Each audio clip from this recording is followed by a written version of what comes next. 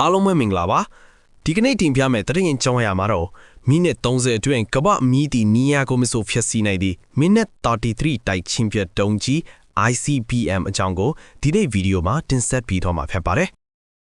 ကမ္ဘာတစ်ဖက်ချမ်းမှာရှိတဲ့ဘလို့ပစ်မှတ်ကိုမဆိုမိနစ်30အတွင်းအမုံချီပစ်နိုင်တဲ့လက်နက်စိုးကြီးတစ်ခုအခုပဲအမေရိကန်ကထုတ်ကြွားလိုက်ပါပြီအီရန်အပေါင်းပါတွေကိုတတိပေးတဲ့အနေနဲ့ကယ်လီဖိုးနီးယားကမ်းလွန်ကနေစမ်းသပ်ပစ်လွှတ်လိုက်တဲ့မိနစ်33တိုက်ချင်းပြတုံးကြီး ICBM အကြောင်းကိုဒီနေ့ဗီဒီယိုမှာတင်ဆက်ပေးတော့မှာဖြစ်ပါတယ်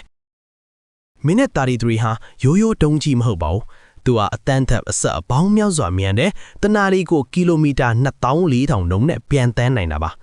ဆိုလိုတာကတော့အကွာဝေးကီလိုမီတာ13,000ကျော်မှရှိဘယ်နေရာကိုမဆိုနာရီဝက်အတွင်းရောက်အောင်သွားနိုင်ပါတယ်။ဒါအပြင်ဒီတုံးကြီးမှာအစစ်မြင့် inertial လိုင်းညွန်စနစ်နဲ့အစိုင်အခဲလောင်စာသုံး rocket motor 3 လုံးတက်ဆင်ထားပါတယ်။အထူးကြောင့်ဆုံးကတော့ nuclear ပေါက်ကွဲမှုတန်ကိုတောင်ခံရရှိအောင်ဒီဇိုင်းထုတ်ထားပြီး24နာရီပတ်လုံးအသင့်အနေထားမှာရှိနေတာပဲဖြစ်ပါတယ်။အားလုံးမှတ်မိကြအောင်ပါ